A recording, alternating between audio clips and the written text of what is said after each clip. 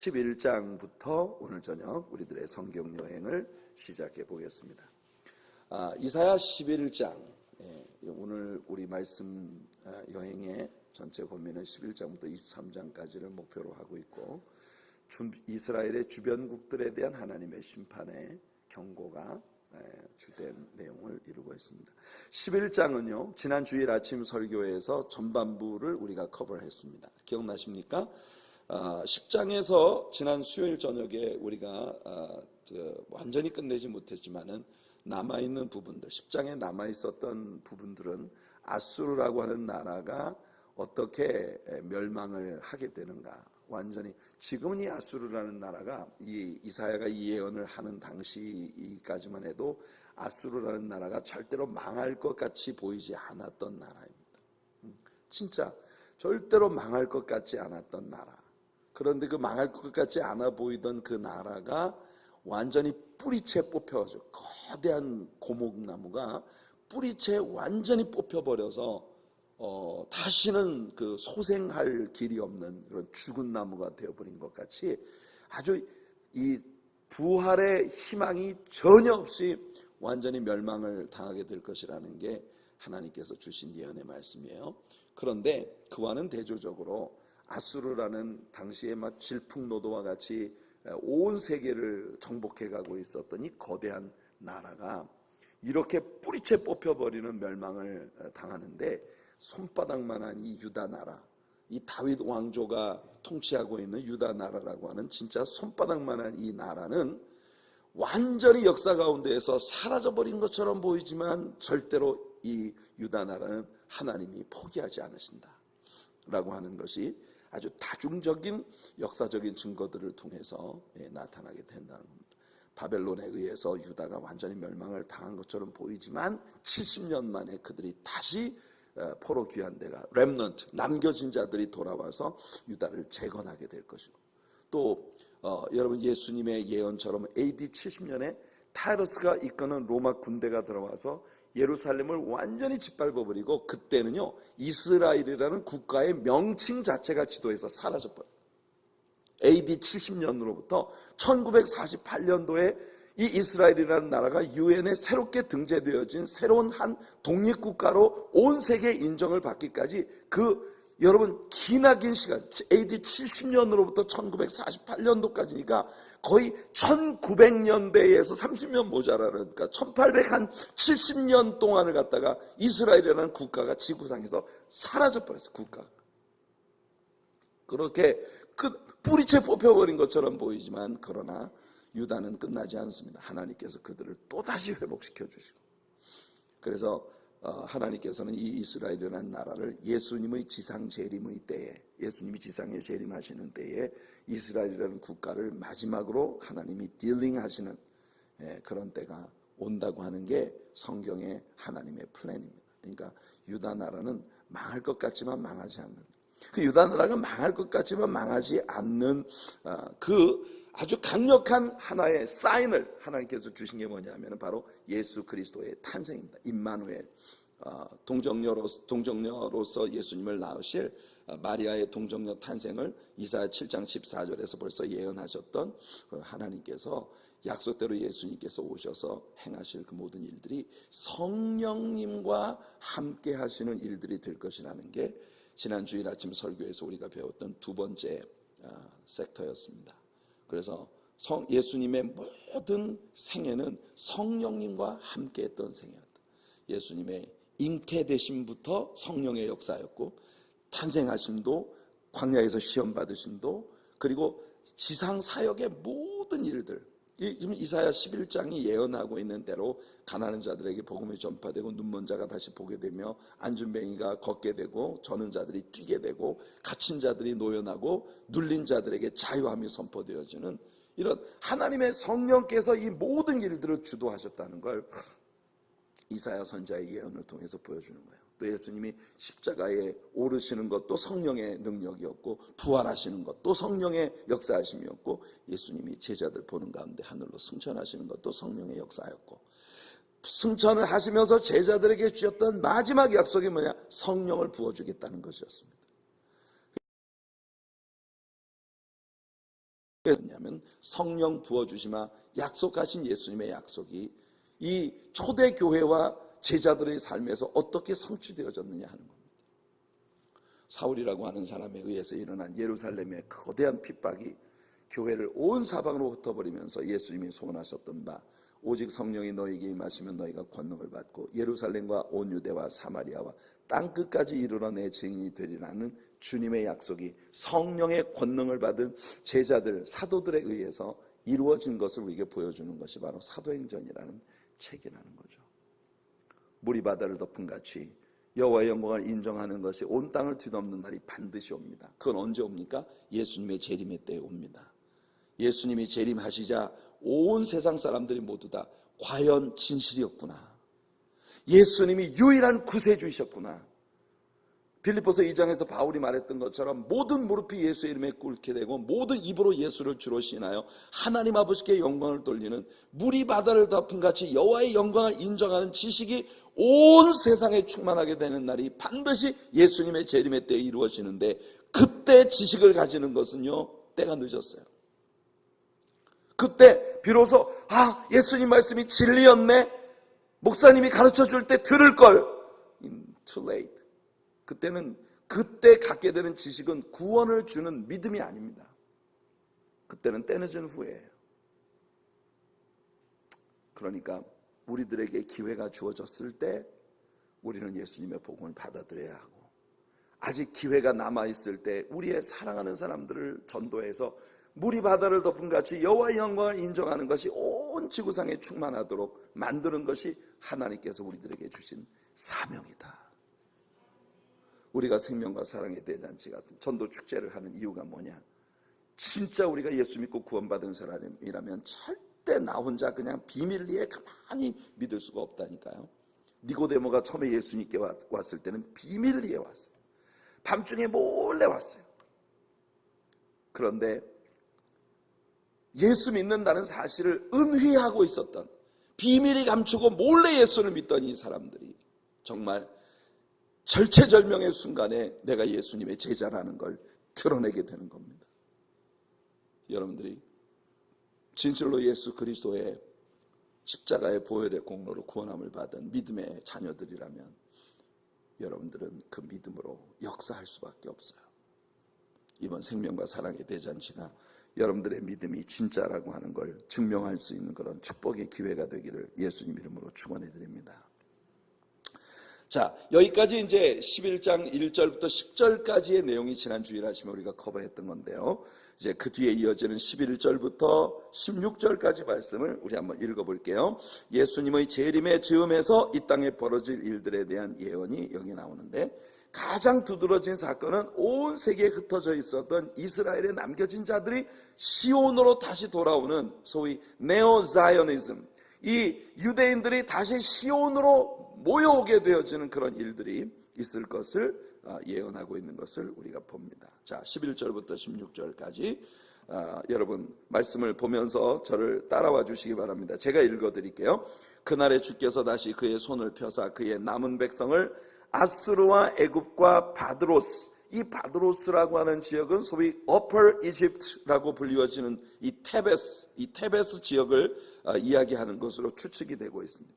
구스와 엘람, 구스는 에티오피아를 말하는 것이고 엘람이라고 하는 곳은 티그리스 동쪽의 충적 지역의 비옥한 지대로, 이 지역의 수도가 수사였었던 바로 이제 훗날 그 페르시아의 그 지역이 됩니다. 그 다음에 시날이라고 하는 것은 바벨론의 고대 이름이죠. 하맛과 바다 섬들, 이 지중해에 있는 섬들과 지중해 해변 지역으로부터 이 주께서 다시 그의 손을 펴사 그 남은 백성들, remnants, 유대에 남겨진 자들이 이렇게 각 지역으로부터 예루살렘으로 다시 돌아오게 될 것을 예언하신 겁니다. 돌아오게 하실 것이라. 여호와께서 열방을 향하여 기치를 세우시고, 여기서 기치라고 하는 것은 예수 그리스도를 말합니다. 예수 그리스도, 우리의 구원의 깃발이 되시는 예수 그리스도를 견고히 세우시고 이스라엘의 쫓긴 자들을 모으시며 땅 사방에서 유다에 흩어진 자들을 모으시리니 에브라임의 질투는 없어지고 유다를 괴롭게 하던 자들은 끊어지며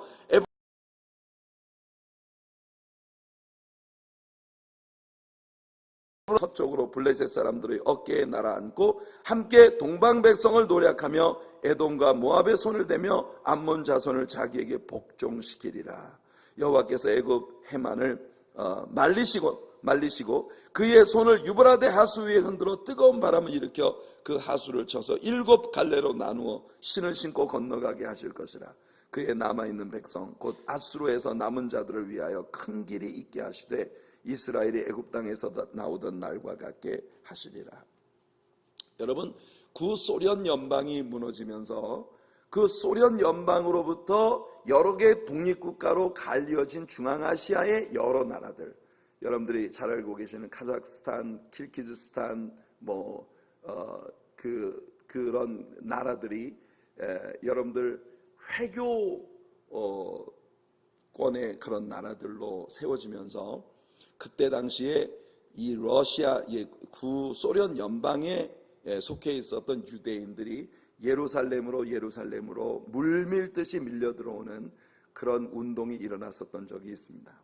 아마도 이것은 예수님이 재림하실 즈음에 온 유대인들이 예루살렘으로 몰려드는 광경이 어떻게 펼쳐질 것인지에 대한 한 예증으로 하나님께서 보여주신 것이 아닌가 생각을 합니다. 여러분, 정말 기적적인 일들이 일어난 것이 그때 당시에 온 구소련 연방의 여러 나라들에 흩어져 있었던 유대인들이 비행기를 타고 예루살렘으로 돌아오는데 없었던 비행편이 증편이 되고, 그리고 비행기 한 대에 사람을 태울 수 있는, 여러분 비행기는 절대로 정원을 초과해서 사람을 태울 수가 없습니다. 근데 그때 당시에는요, 비행기 통로에다가 보조의자를 놓고 사람을 앉혀서 돌아올 만큼 그렇게 정말 아주 주목할 만한 유대인들이 예루살렘으로 돌아오는 그런 신시온 운동이 바로 이런 게 아닌가 하는 그림을 보여주는 일들이 실질적으로 벌어졌었다는 거예요. 그런 일들이 예수님의 재림을 즈음해서 일어나게 될 것이라는 걸 이사야 선지자가 여기서 예언하고 있는 것입니다. 이스라엘이라는 국가가 처음 세워진 것은 그들이 모세의 인도 아래에서 애굽으로부터 나와 여호수아의 인도로 가나안 땅에 들어가 정착을 한 그때이죠. 그러나 지금 이사야가 활동하는 이 당시의 예언처럼 북쪽 이스라엘은 아수르에, 남쪽 유다는 장차 일어나게 될 바벨론에 완전히 함락되고 멸망을 당할 거라는 겁니다. 모든 이스라엘 사람들이 이때부터 온 세계 각처로 흩어져서 살기 시작했어요. 여러분, 진짜 우리 한국 사람들도 말이에요, 한반도가 굉장히 적지 않습니까? 이런 적은 나라인 그 한반도 사람들도 온 세계에 한국 사람이 없는 데가 없어요.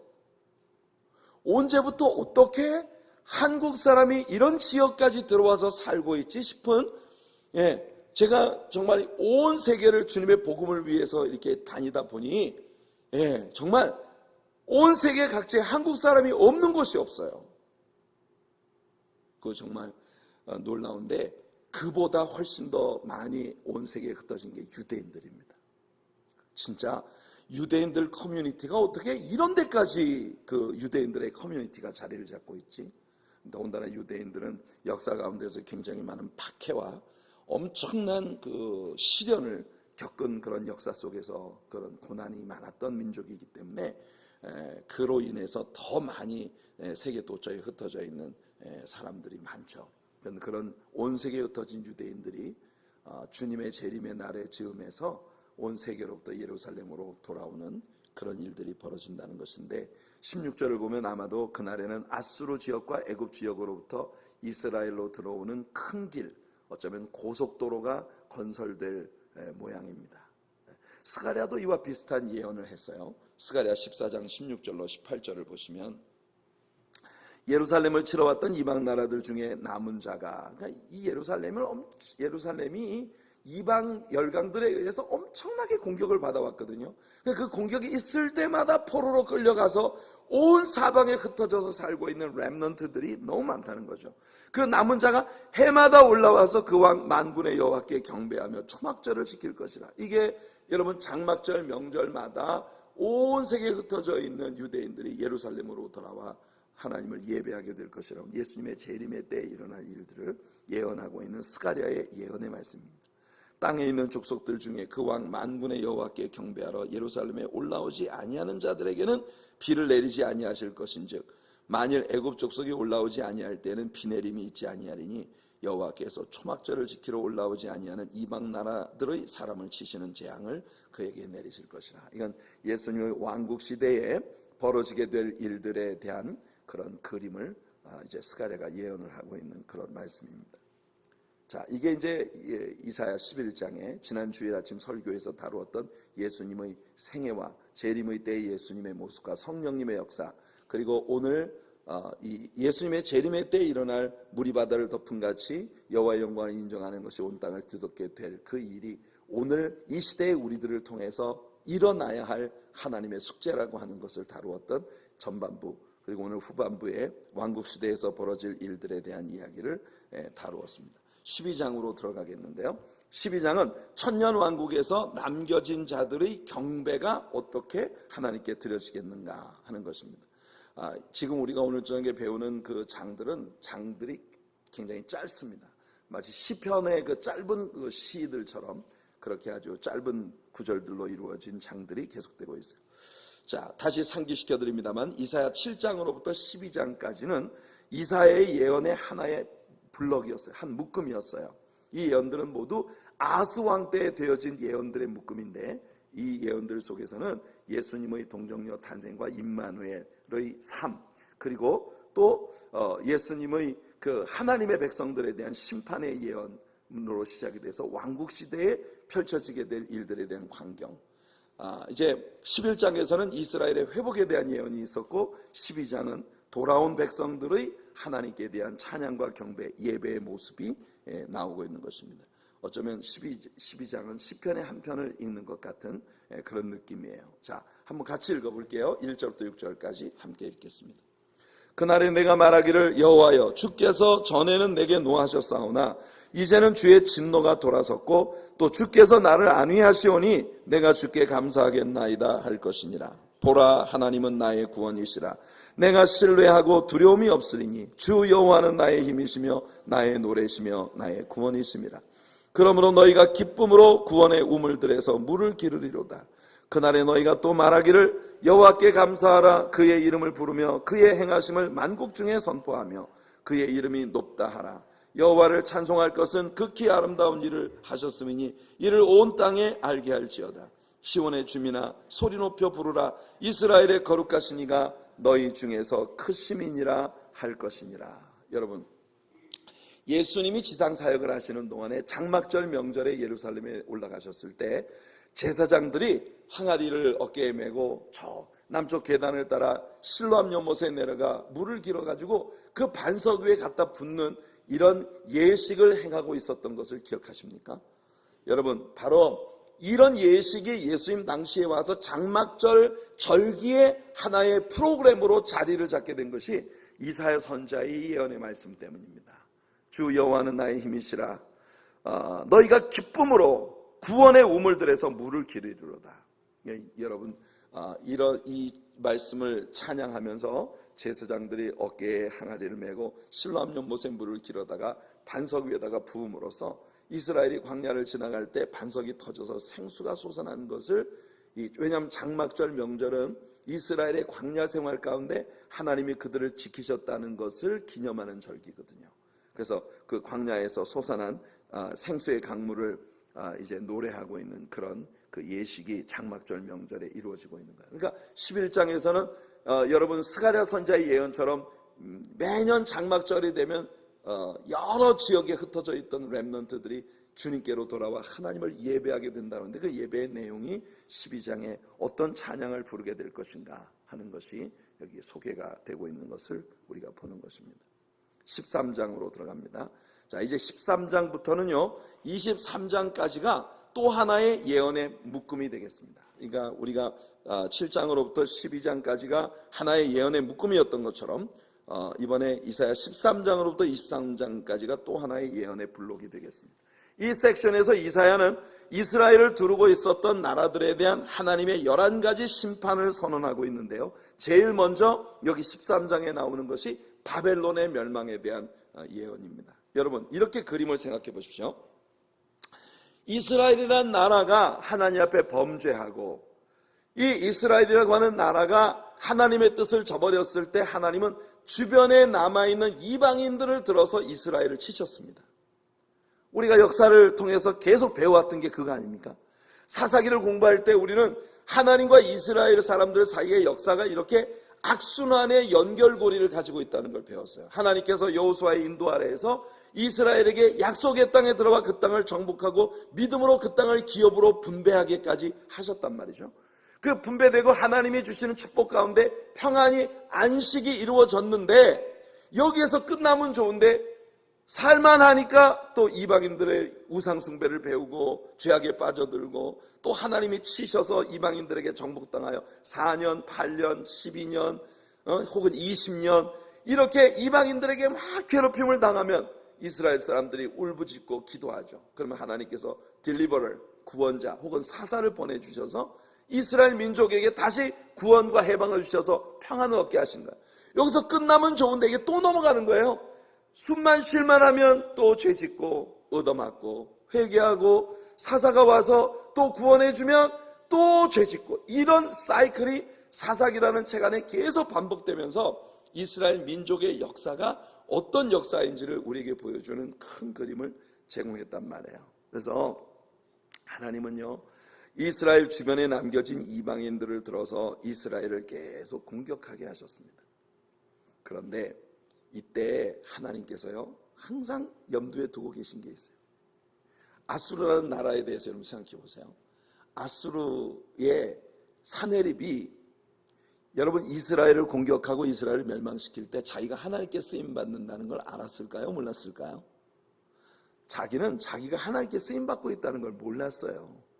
몰랐는데 예언자들의 예언이 이 아수르라는 나라를 하나님이 한순간 들어쓰고 있단 말이에요. 그런데 자기가 기고만장해갖고 내가 잘나서 지금 대단한 일이 이루어지는 것처럼 하나님의 뜻 밖으로 나가서 이스라엘과 유다를 막 제 마음대로 막 공격을 하고 하나님의 백성을 괴롭히면, 하나님께서 이 괘씸한 놈, 내가 너를 한순간 들어쓰지만, 한순간 너를 들어쓰고 있으니까 네가 잘난 척하지만 그게 전부야. 그 하나님께 쓰임받을 때 잘해야 돼요. 고레스 왕 같은 사람은 완전히 이방 사람 아닙니까? 페르시아의 왕. 그 고레스 원년에 고레스가 유대인들은 예루살렘으로 돌아가 하늘의 신 여호와께 왕과 왕자들의 안위를 위해 기도하라 하면서 선포를 내렸어요. 여러분, 그 이유가 뭐냐면 바로 고레스 왕에게 사람들이 와서 이사야 45장에 나오는 고레스 왕에 대한 예언의 말씀을 보여주면서, 보십시오, 우리 조상들의 하나님의 언약의 예언서에 당신의 이름이 있습니다. 이러면서 고레스에게 와서 하나님의 말씀을 소개를 해준 거예요. 고레스는 자기가 하나님께 쓰임받는 사람이라는 걸 알았단 말이에요. 느부갓네살도 원래 처음에는 몰랐어요. 자기가 잘나서 된 줄 알았거든. 그래가지고 공중궁전, 자기가 뭐 세계 7대 불가사의 중에 하나 아닙니까? 행인갈든 그 공중궁전을 돌아보면서, 야, 나는 위대하도다, 내가 이렇게 대단한 업적을 세웠구나. 그럴 때 하나님이 그를 치셔서 소처럼 들판에서 이슬을 맞으며 풀을 뜯어먹고, 여러분 거기서 완전히 짐승처럼 손톱이 매발톱처럼 돼가지고 기르고, 그리고 머리는 그냥 허리까지 치렁거리고 완전 미치광이가 돼갖고 있었단 말이에요. 다니엘이 이 느부갓네살 왕에게 하나님의 말씀을 선포하십니다. 당신은 하나님이 지금 들어 쓰시고 있습니다. 그래서 느부갓네살 왕은 그 후에 여러분 고침을 받고 난 다음에 하나님 앞에 내가 지금 하나님의 도구로 쓰임받고 있다는 것을 인지하고 살았던 거예요. 역사 가운데 보면은 그런 사람들이 있고, 자기가 기고만장해서 끝까지 자기 교만에 사로잡힌 자들이 있습니다. 모세 때의 바로가 바로 그런 인물이죠. 여러분, 하나님을 저항하는 자는요 죽기로 작정한 사람입니다. 하나님과 싸워서 이긴 사람이 역사 속에 아무도 없어요. 그러니 여러분, 혹시라도 말입니다, 눈꼽만큼이라도 여러분들이 하나님과 한번 해보겠다는 생각은 아예 여러분들 꿈조차 꾸지 않는 지혜로운 성도님들 되시기 바랍니다. 아멘. 여러분, 제가 웃자고 하는 이야기가 아닙니다. 심각한 이야기예요. 그러니까 하나님께는요 우리가 순응하는 게 답이야. 그러면 복 받습니다. 아멘. 이제 지금부터 하나님이 하시는 말씀이 바로 그런 개요예요. 내가 한동안 너를 들었었더니 네가 기고만장해갖고 네가 잘나서 된 줄 알고 내 백성 이스라엘을 내가 너에게 허락한 것 이상으로 괴롭혀? 여러분, 앞으로 우리가 하박국에 들어가서도 이 말씀을 배우게 될 거고, 여러분 예레미야서에서도 우리가 이 말씀을 배우게 됩니다. 에스겔서에서도 우리가 이 말씀을 배우게 됩니다. 하나님은 이스라엘의 주변에 있는 이방 나라들을 한순간 들어 쓰시지만 교만하면 망합니다. 아수르처럼 뿌리도 살아나지 못, 그루터기도 남기지 않을 만큼 완전히 뽑혀버리는 그런 무서운 하나님의 심판들이 선언되고 있는 것을 우리가 봅니다. 제일 첫 번째 타겟이 바로 바벨론이에요. 바벨론의 심판을 받고 있는 13장. 자, 이 예언은 나중에 요한계시록에서 대환란의 끝에 성취되게 되어질 예언이기도 합니다. 1절 말씀을 같이 한번 읽어볼게요. 1절 시작. 아모스의 아들 이사야가 바벨론에 대하여 받은 경고라. 자, 이사야가 이제 바벨론에 대해서 받은 예언을 선포하겠다 이 말입니다. 바벨론은 고대의 가장 큰 도시였어요.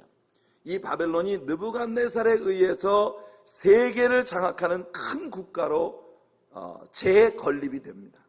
그래서 다니엘의 예언서에서 세계 제국들의 역사를 보여주는 커다란 스태츄, 신상의 머리가 바로 바벨론 제국이고, 바벨론을 재건한 느부갓네살 왕이 정금으로 되어진 이 머리예요. 그 다음에 메데파사, 그 다음에 헬라 제국, 로마 제국, 그 로마 제국의 판도에서 나오게 될 오늘 유럽 나라들, 이렇게 제국들의 역사가 흘러가는 거예요. 그 머리에 바벨론이 있었습니다. 이 바벨론이라고 하는 나라는 한 시대의 역사를 풍미하던 바벨론 제국으로 끝나는 게 아니라 하나님을 대적하는 세력으로 역사가 끝나는 시점까지 이 사람들의 이면에서 하나님을 대적하는 세력으로 이렇게 작용을 하고 있어요. 그래서 요한계시록 17장과 18장을 읽어보시면 정치적 바벨론, 경제적 바벨론, 종교적 바벨론이 세계를 장악하게 되는 걸 볼 수 있고, 결국 예수님에 의해서 이 바벨론이 무너져 내리는 그런 광경을 우리가 보게 되는 겁니다. 그러니까 창세기 10장에서 노아의 후손들에 의해서, 함의 후손들에 의해서 세워졌던 이 바벨론 제국이 느부갓네살에 의해 재건되고 요한계시록에서 멸망할 때까지 인류의 역사의 배후에서 이 바벨론이 계속 역사를 하고 있다는 걸 우리가 봅니다. 그래서 우리가 여러분 성경을 배우면서 자주 다루는 것이 오늘날의 교회 속에도 고대 바벨론의 영향이 굉장히 많이 들어와 있다. 그래서 우리는 여러분 전통과 형식을 따라가는 교회가 되면 안 되고 하나님의 말씀을 쫓아가는 교회가 되어야 된다. 여러분, 저는 주님의 진리에 서 있는 성도님들 되시기를 축복합니다. 자, 2절부터 10절까지 한번 읽어볼게요. 13장 2절부터 10절입니다. 시작. 너희는 민둥산 위에 기치를 세우고 소리를 높여 그들을 부르며 손을 흔들어 그들을 존귀한 자의 문에 들어가게 하라. 내가 거룩하게 구별한 자들에게 명령하고 나의 위엄을 기뻐하는 용사들을 불러 나의 노여움을 전하게 하였느니라. 산에서 무리의 소리가 나며 많은 백성의 소리 같으니 곧 열국 민족이 함께 모여 떠드는 소리라. 만군의 여호와께서 싸움을 위하여 군대를 검열하심이로다. 무리가 먼 나라에서 하늘 끝에서 왔으며 곧 여호와와 그의 진노의 병기라. 온 땅을 멸하려 함이로다. 너희는 애곡할지어다. 여호와의 날이 가까웠으니 전능자에게서 멸망이 임할 것이미로다.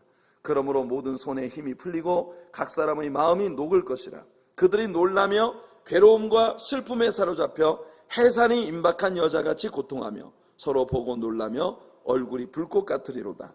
보라, 여호와의 날 곧 잔혹히 분냄과 맹렬히 노하는 날이 이르러 땅을 황폐하게 하며 그 중에서 죄인들을 멸하리니 하늘의 별들과 별 무리가 그 빛을 내지 아니하며 해가 돋아도 어두우며 달이 그 빛을 비추지 아니할 것이로다. 보세요, 이 말씀이 요한계시록과 연결이 되는 거예요.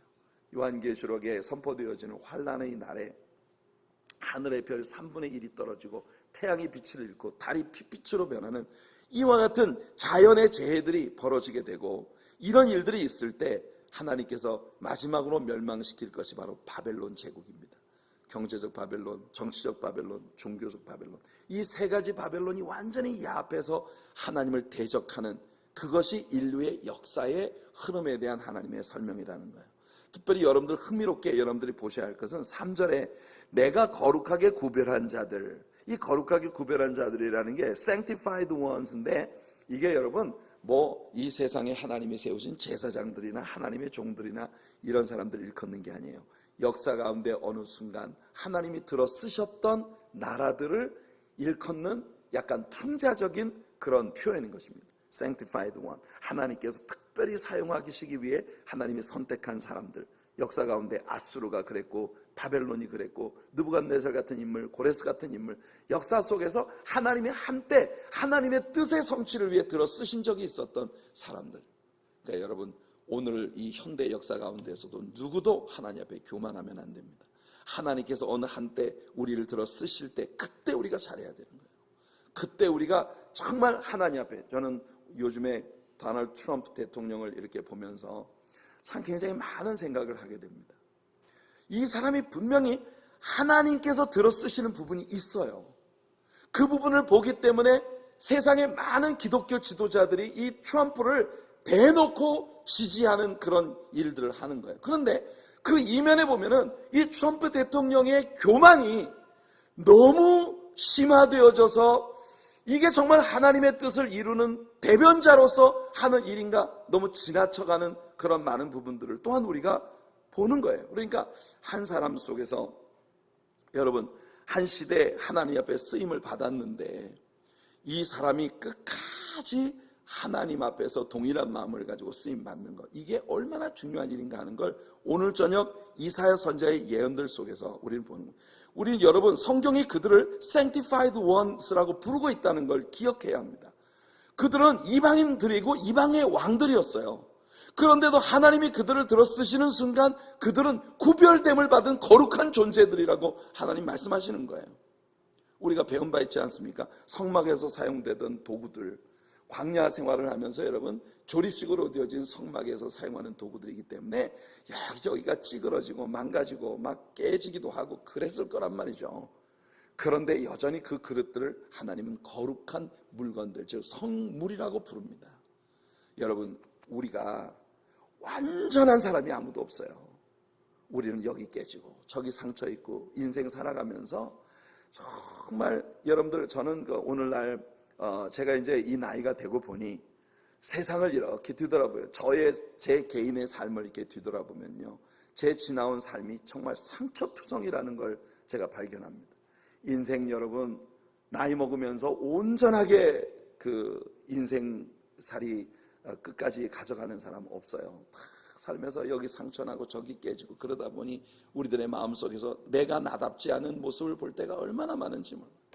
그런 것이 하나님의 임재 앞에 서면 얼마나 부끄럽고 한심하고, 어떤 때는 진짜 제가 제 자신을요 막 정말 너무너무 참담하게 제 자신을 파멸시키고 싶은 분노가 일어날 정도로 제 자신의 연약함이 드러날 때가 있거든요. 그런 모습들을 볼 때 정말 가슴이 아파요. 그러니까 여러분, 인생이라는 존재가 세상을 살아가면서 우리는요, 시편 기자가 그랬어요. 우리가 오직 티끌뿐이라는 걸 아는 지혜를 달라고 하나님께 구해요.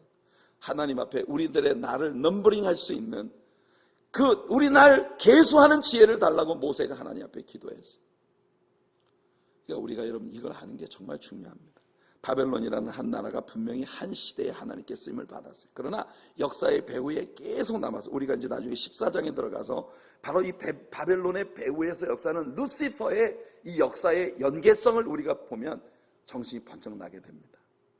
그러니까 우리가 이런 부분들을 잘 생각해야 돼. 우리 끝까지 동일한 마음으로 하나님 앞에 쓰임받는 존재로 주님의 손 위에 나를 올려드리는 것, 이것이 우리들에게 최고의 관건이에요. 최고의 관건이에요.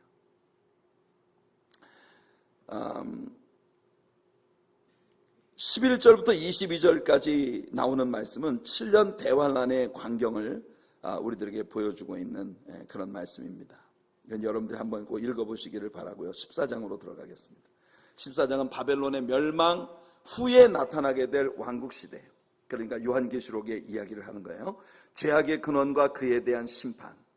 여러분, 이 바벨론의 배후, 바벨론이라는 나라가 하나님을 대적하는 존재로 역사 속에 대대로 자리를 잡게 된 연유는 뭐냐? 바벨론의 뿌리가 바로 사탄이기 때문이다. 죄악의 근원이 된 사탄에 대한 하나님의 심판이 여기에 선포되고 있고, 팔레스타인에 대한 심판의 경고가 뒤를 잇습니다. 자, 14장 1절부터 11절까지 바벨론에 대한 하나님의 심판의 선언으로 시작이 됩니다. 그리고 여러분이 잘 아시는 인류의 죄악의 근원자에 대한 하나님의 심판의 선언이 그 뒤에 이어지죠. 자, 12절부터 14절까지 여러분들이 한번 잘 읽어봅시다. 12절부터 14절입니다. 시작. 너 아침의 아들 계명성이여 어찌 그리 하늘에서 떨어졌으며 너 열국을 엎은 자여 어찌 그리 땅에 찍혔는고 내가 내 마음에 이르기를 내가 하늘에 올라 하나님의 뭇별 위에 내 자리를 높이리라. 내가 북극 지폐의 산 위에 앉으리라. 가장 높은 구름에 올라가 지극히 높은 자와 같아지리라 하는도다. 여러분, 여기 이 14장에 나오는 이 말씀을 여러분들이 항상 눈여겨보시고 여러분 마음속에 새겨두셔야 합니다. 12절에 보니까 너 아침의 아들 계명성이여 그랬어요. How art thou fallen from heaven, O Lucifer. 킹 제임스 버전에 보면 이렇게 되어 있습니다. 우리말 성경에 계명성이라고 번역된 것은 이 계명성이라고 하는 건 Bright Morning Star입니다. 그런데 여러분, 사탄이 있잖아요. 꼭 예수님을 계속 흉내내고 있다는 걸 우리는 벌써 창세기 10장을 공부할 때 니므랏의 일가가 예수 그리스도를 대적하는 바벨론 종교 시스템을 구축하고 있는 장면을 보면서 그때 우리 배웠어요. 타무스라고 하는 이 스므레머스가 낳은 아들, 이 니므롯의 아들인 타무스를 마치 독생자 예수님과 동일한 위치에 세우는 거예요. 그래서 스므레머스가 나는 이 아이를 동정녀로서 낳았다. 그래서 타무스가 동정녀에게서 탄생된 아들이다. 그리고 그 타무스가 그 노루 사냥을 나갔다가 멧돼지에 받쳐갖고 죽었는데 사람들이 그 사람의 시체를 찾으러 다닐 때 사흘 만에 사람들이 발견하는 순간 살아났다. 죽은 지 사흘 만에 부활했어요. 그래서 이 니므롯의 부활을 여러분 숭배하는 축제가 만들어진 게 바로 동지축제입니다. 세트날리아라고 하는 동지축제가 이루어진 거예요. 그게 콘스탄틴 대제에 의해서 기독교의 성탄절과 믹스가 돼버린 겁니다. 아주 교묘하게 예수 그리스도의 구원의 시스템을 그대로 흉내낸, 그래서 여기 보면 그 이름이 Bright Morning Star이에요. 계명성이에요. 그런데 킹 제임스 버전에 보면 이 이름이 바로 루시퍼입니다. 루시퍼. 이게 사탄이에요. 우리말 성경에서는 내가라고 하는 이 구절이 생략이 되어 있어요.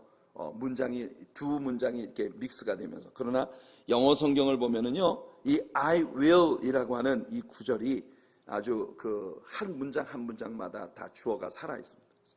I will ascend into heaven. I will exalt my throne above the stars of God. I will sit also upon the mount of the congregation in the sides of the north. I will ascend above the heights of the clouds. I will be like the Most High. 13절과 14절 이 사이에서 계속 이 사탄이 하는 말이 내가. 여러분, 우리가 역사 가운데 한때 하나님께 쓰임받다가 아주 처절하게 버려진 존재들에 대한 이야기를 이 성경에서 배우는 거예요. 내가. 이것이 바로 루시퍼의 존재의 가장 극명한 이 표현인 것입니다. 사탄은 열국을 엎은 자예요. 죄로 인해서 각종 전쟁과 기근과 질병과 세상의 혼란을 통해 계속해서 사탄은 이 세상의 열국을 뒤엎는 자로 일하고 있는 것입니다. 오늘날도 여러분 세계 각곳에서 일어나고 있는 모든 전쟁과 기근과 사람들의 다툼과 싸움, 미움, 원망, 시기, 질투, 분쟁, 여러분 로마서 1장에서 바울이 사람이 그 마음에 하나님 두기를 싫어할 때 하나님이 그들을 부끄러운 정욕대로 살도록 내버려 두시니까 사람들에게서 나타나게 된 모든 현상들이 바로 사탄이 조장하는 일들인 거예요. 늘 뒤에서 수군수군하고 술수하고 원수 맺고 당짓고 배약하고 무정하고 무자비하고 이런 일들이 바로 사탄이 뒤에서 조장하는 일들이에요. I will. 내가 나를 높이리라. 내가 전능하신 하나님과 비기리라. 계속해서 교만에 빠져 있을 때 바벨론이라는 나라는 결국 우리 하나님을 대적하는 것이고 하나님과 대적해서 이길 자가 아무도 없습니다. 그래서 15절부터 20절까지 우리 한번 같이 읽어볼게요. 15절부터 20절입니다. 시작. 그러나 이제 내가 스올 곧 구덩이 맨 밑에 떨어짐을 당하리로다. 너를 보는 이가 주목하여 너를 자세히 살펴보며 말하기를 이 사람이 땅을 진동시키며 열국을 놀라게 하며 세계를 황무하게 하며 성읍을 파괴하며 그에게 사로잡힌 자들을 집으로 놓아보내지 아니하던 자가 아니냐 하리로다. 열방의 모든 왕들은 모두 각각 자기 집에서 영광 중에 작업만은 오직 너는 자기 무덤에서 내쫓겼으니 가증한 나뭇가지 같고 칼에 찔려 돌구덩이에 떨어진 죽음들에 둘러싸였으니 밟힌 시체와 같도다. 내가 내 땅을 망하게 하였고 내 백성을 죽였으므로 그들과 함께 안장되지 못하나니 악을 행하는 자들의 후손은 영원히 이름이 불려지지 아니하리로다 할지니라. 이 사탄의 파멸에 대한 예언을 바로 바벨론의 배후에서 역사하는 바벨론의 왕들을 빗대어서 하나님께서 이사야 선지자를 통해서 예언하고 계신 것입니다. 이것이 바로 역사 속에서 경제적 바벨론, 정치적 바벨론, 종교적 바벨론이 서로 야합을 해서, 그러니까 여러분, 우리가 살고 있는 이 시대가 지금 하나님이 예언하고 계신 이 일이 현실적으로 이루어지고 있는 시대를 우리는 보는 거예요. 여러분, 경제인들과 정치인들이 하나의 바벨론 제국처럼요 야합하고 있어요.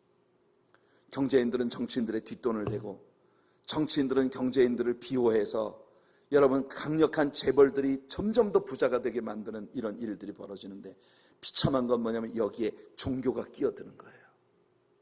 가슴 아픈 건 기독교 지도자들이 돈 맛을 알고 권력 맛을 알아가지고, 기독교 지도자들이 돈 욕심, 권력 욕심, 사람들한테 명예 내고 싶은 마음, 이런 것이 정치적 바벨론과 경제적 바벨론과 완전히 야합이 되어져서 오늘날의 교회가, 여러분, 교회의 길을 포기한 교회의 모습으로 흘러가고 있는 너무나 많은 모습들을 보는 거예요. 왜 교회 안에 이렇게 많은 상처가 있고 아픔이 있고, 교회 안에서 왜 이렇게 정말 씻기지 않는 그런 많은 문제들이 있습니까? 다 지도자들이 잘못해서 그런 거예요. 지금 오늘 우리가 살고 있는 이 세상은요, 경제적 바벨론과 정치적 바벨론과 종교적 바벨론이 완전히 야합을 해서 이게 종교인지 정치 집단인지 분간이 어려운 그런 곳으로 가고 있단 말이에요. 여러분, 우리 정신을 차립시다. 아멘. 오늘 저녁 우리가 하나님께서 우리에게 주시는 이 말씀을 받아서 이 세류를 따라가는 사람들이 아니라 하나님의 복음 위에 굳게 서서 우리는요 끝까지 겸손하게 그저 하나님이 나를 들어 쓰시는 것에 감사하며 우리 하나님의 말씀만 열심히 공부하고 하나님의 말씀에만 심취되어진 그냥 말씀에 미쳐버린 사람들로 세상을 살아갈 수 있는 우리들이 되기를 예수님 이름으로 축원해드립니다. 겸손한 자 찾도다 모시어 드리세 하늘에서 부르네 모시어 드리세 좋은 자리 드리고 주실 은혜 구하세 하늘나라 세우세 모시어 드리세. 참 저는요 이 가사가 너무 좋습니다. 이게 교회를 섬기는 주의 종으로부터 시작해서 하나님께 쓰임받는 우리 모두가 여러분 바벨론 같은 이런 나라가 하나님의 처절한 심판을 목전에 두고 있는 이 모습을 통해서 우리가 배워야 될 거예요. 주님은 겸손한 자를 찾으십니다. 성경의 어느 곳을 봐도 하나님은 겸손한 자를 사랑하시고 그에게 복을 주신다고 했어요. 겸손한 자 찾도다 모시어 드리세요. 하늘에서 부르네 모시어 드리세요. 여러분 우리를 향한 부르심은 하늘로부터 오는 부르심이에요. 좋은 자리 드리고 주실 은혜 구하세요. 이렇게 주님께 쓰임받을 때 우리는 하늘 나라를 이 땅에 세우는 사람들이 되는 겁니다. 우리 하나님의 사랑교회가 하나님의 나라를 이 땅에 세우는 그런 교회가 되기를 예수님 이름으로 축원해드립니다. 바벨론의 멸망에 대한 예언이 이렇게 23절까지 나오고 24절부터 27절까지는 아수르의 멸망에 대한 예언이 이어지고요. 그 다음에 28절부터 32절까지는 팔레스타인 즉 블레셋에 대한 하나님의 심판의 예언이 이어지는 것을 우리가 봅니다. 그러니까 이스라엘 주변에 있는 모든 나라들에 대한 하나님의 멸망의 예언들이 계속되고 있는 겁니다. 그 다음 15장과 16장은 모압에 대한 심판의 예언입니다. 모압. 우리가 바벨론이나 아수르에 비해서 볼 때 모압이라고 하는 나라는 그다지 큰 나라가 아닙니다. 하지만 이사야 당시에는 이 모압이 아주 강대한 나라 중에 하나였어요. 성경에 나타난 모압의 히스토리를 좀 정리해 볼까요? 모압은 아브라함의 조카 롯의 두 딸들과의 근친 상간에 의해서 생겨난 큰아들의 후손입니다. 모압은 두고두고 이스라엘의 대적이 됐어요. 모압 왕 발락은 발람을 고용해서 이스라엘을 저주하려 했습니다. 그리고 발람의 조언으로 이스라엘을 타락시켜서 하나님의 심판을 받게 했던 간교한 족속이었어요. 그래서 하나님은 모압 족속은 암몬 족속과 함께 영원히 이스라엘의 총에 들어올 수 없다고 했습니다. 이 서슬퍼런 무서운 하나님의 심판의 선언을 받은 나라인데, 그런데 우리는 여기서 하나님의 인애가 얼마나 크신지, 여러분, 진노 중에라도 은혜 베풀기를 잊지 아니하시는 하나님, 사유하기를 즐기시는 하나님, 우리가 최근에 새벽 시간의 시편을 통해서 우리가 배운 겁니다. 우리 하나님은요, 죄를 사해 주는 것을 기뻐하시는 하나님이시고, 인자와 긍휼이 풍요하신 하나님, 인자와 긍휼의 부자이신 하나님이셔요. 아멘. 그래서 룻기라고 하는 책을 통해 우리는 모압 여인으로 태어났지만 보아스의 발치 이불을 들고 그 발 아래 누워 킨스맨 리뎀션, 친족 구원의 시스템을 통하여 영원히 이스라엘 여자가 되고, 그래서 여러분이 룻이 누굽니까? 오벳을 낳고 오벳이 이새를 낳고 이새가 다윗을 낳았다. 여러분, 참 이 다윗이라는 인물을 보면요, 굉장히 흥미로운 인물입니다. 다윗은요, 모압 혈통이 섞여 있는 사람이에요. 그렇잖아요, 그죠? 할머니가 모압 여자니까 모압 피가 섞여 있어요. 그뿐 아닙니다, 여러분. 이 다윗은 여리고, 즉 가나안 족속의 피도 섞여 있어요. 왜냐하면 기생 라합이 바로 이새의 할머니였어요. 그러니까 이새의 아들인 다윗에게는요, 가나안 족속의 피도 섞여 있어요. 세상에 여러분, 어떤 사람도 이 혈통이요, 완전히 한 가지 혈통만 가진 사람은 거의 존재하지 않는데요.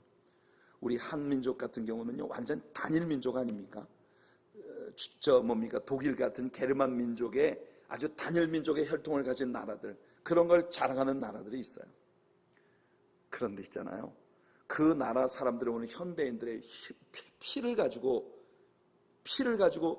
이 조사를 해보면은 전부 심지어 영국에 살고 있는 완전 영국 백인 속에도 차이니즈의 피가 섞여 있고요, 몽골리안의 피가 섞여 있고요. 여러분 유튜브 보면 그런 이야기 많이 나옵니다. 그래서 흥미로워요. 이 다윗이라는 인물도 어떻게 보면 완전 이방 피가 섞여 있는 사람이에요. 그런데도 유대인들은요, 자기들만이 정통 하나님께 선택받은 백성이라고 자랑을 하거든요. 근데 여러분, 마태복음 1장에 우리들에게 보여주는 게 뭡니까? 마태복음 1장에 예수님의 계보가 우리들에게 보여주는 건 뭐냐? 우리는 다 할 수 없는 죄인들이다, 이거예요. 여러분, 어떻게 그런 여인들이 메시아의 계보에 올라갑니까? 철저히 이방 여자이고 아주 부끄러운 역사를 가지고 있는 여인들의 이름들이 예수님의 계보에 올라갑니다. 우리가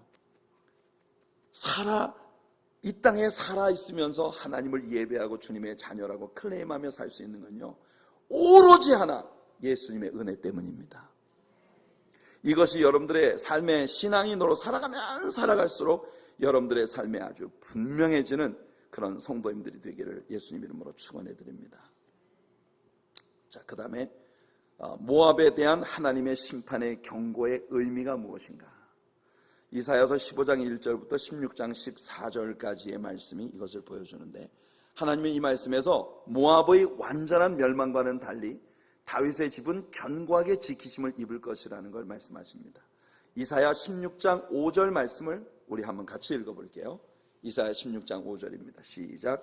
다윗의 장막에 인자함으로 왕위가 굳게 설 것이요, 그 위에 앉을 자는 충실함으로 판결하며 정의를 구하며 공의를 신속히 행하리라.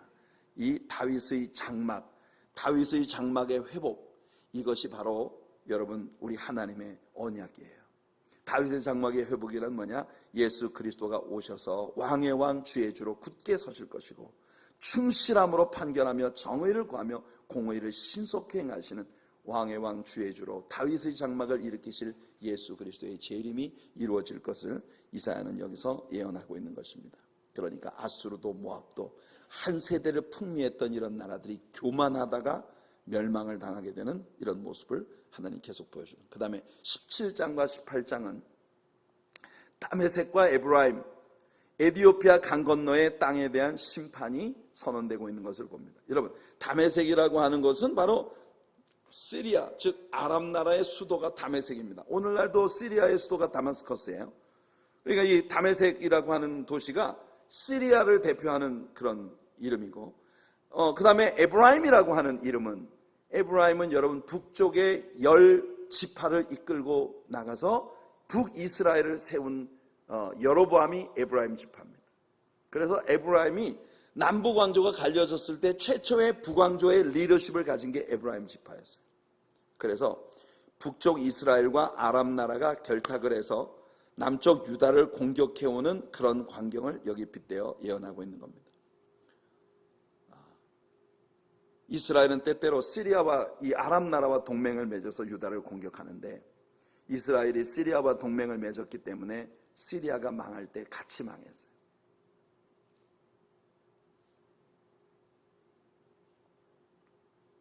여러분, 사단과 손잡으면 하나님의 심판의 때에도 사단과 동행해야 되는 거예요. 여러분, 성경이 우리들에게 보여주는 바로는 지옥이요, 사람을 던지기 위해 만든 곳이 아닙니다.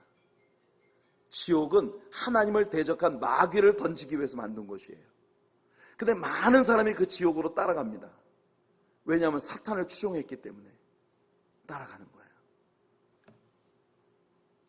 옛날 찬송가에도 그런 찬송이 있어요. 가사가 잘 생각은 안 나는데, 마귀만 쫓다가 저 마귀 지옥 갈 때 너도 가겠구나. 그런 찬양 여러분 기억나시죠? 모르시나요? 그런 찬양이 있었어요. 웬일인가 내 형제여, 그 곡조예요. 마귀만 쫓다가 저 마귀 지옥 갈 때에 너도 가겠구나. 이런 가사를 가진 노래가 있었어요.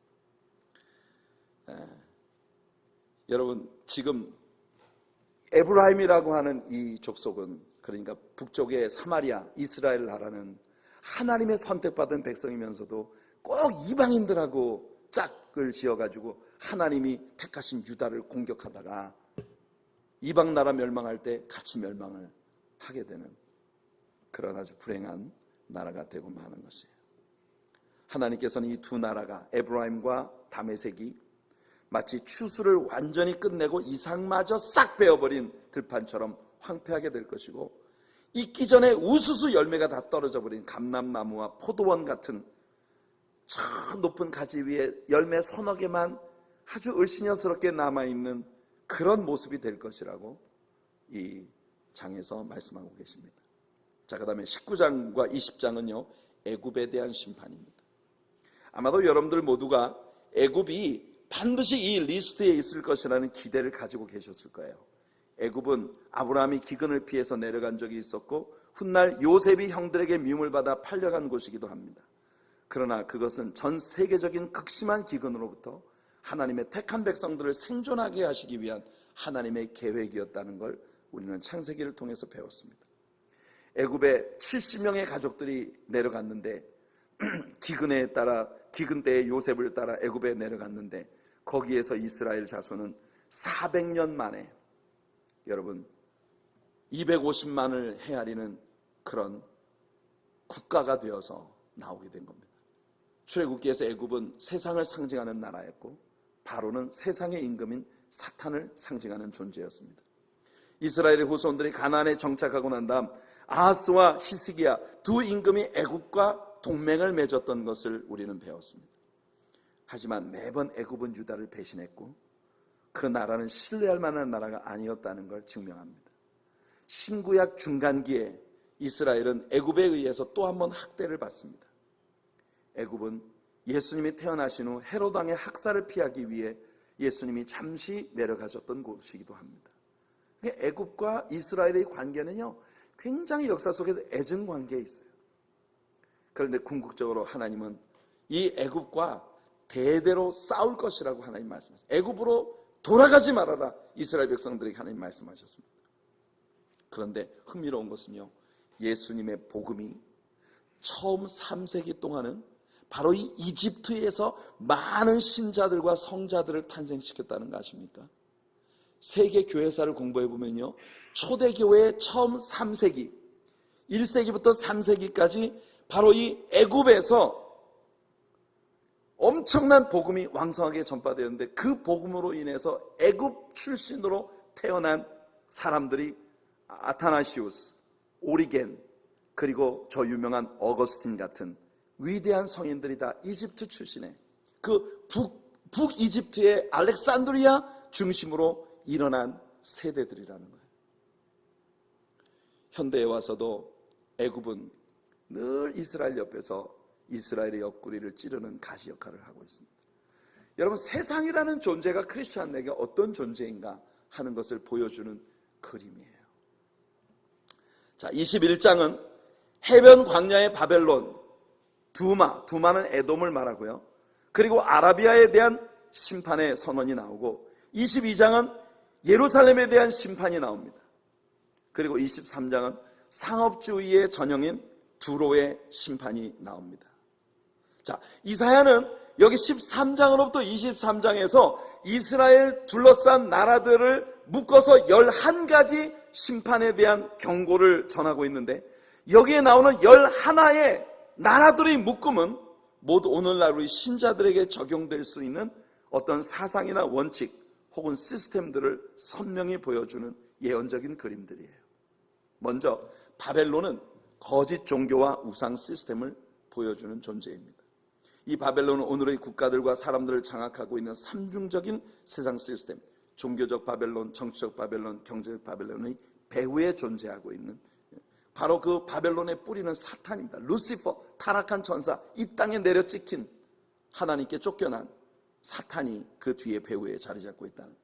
두 번째로 팔레스타인에 대한 심판의 경고가 나오는데, 팔레스타인은 한마디로 변질된 종교를 보여줍니다. 우린 이런 현실을 오늘의 교회 속에서 너무나 쉽게 발견해요. 오늘날의 교회들은요, 팔레스타인처럼 변질된 종교의 모습을 보이고 있습니다. 사람들은 교회에 모여서 종교적 형식을 갖춘 예배를 드립니다. 사도신경을 외우고 주기도문을 외우고 외형상으로 보기에는 모두 성경의 가르침 위에 서 있는 듯 싶지만, 사실은 성경에 무지하고 진실로 성경의 진리들을 배우지 않고 가르치지 않고 믿지 않습니다. 이들은 구원에 아주 가까이 서 있지만 아직 구원 속에 들어가지 못한 그런 모습으로 교회 속에 존재하고 있는 너무나 많은 사람들이 있는 거죠. 세 번째는 모압에 대한 심판의 선언이었습니다. 모압은요, 형식적인 종교를 보여주는 존재입니다. 이들은 경건의 모양은 가지고 있지만 경건의 능력은 부인하는 자들입니다. 이들은 언제나 세레모니를 중시해요. 거창한 예식. 이들은 살았다는 이름은 있으나 실상은 죽은 자들입니다. 네 번째, 다메섹에 대한 심판의 선언이 있었어요. 다메섹은 타협을 보여줍니다. 아까 말했죠, 에브라임은 항상 다메섹과 타협을 했어요. 유다를 공격하기 위해서. 오늘날 많은 교회들이 이 위치에 서 있습니다.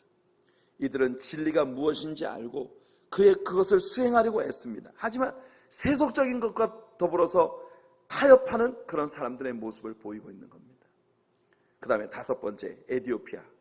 에디오피아는 선교의 사명을 보여줍니다.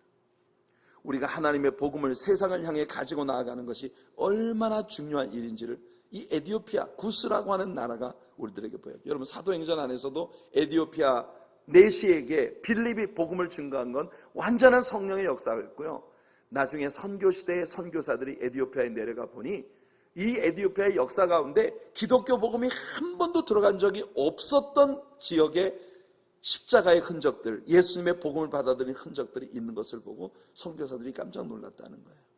그래서 많은 역사가들은 에디오피아 내시가 이 에디오피아에 내려가서 예수님의 복음을 전했을 확률이 높다라고 하는 해석을 하고 있는 것입니다.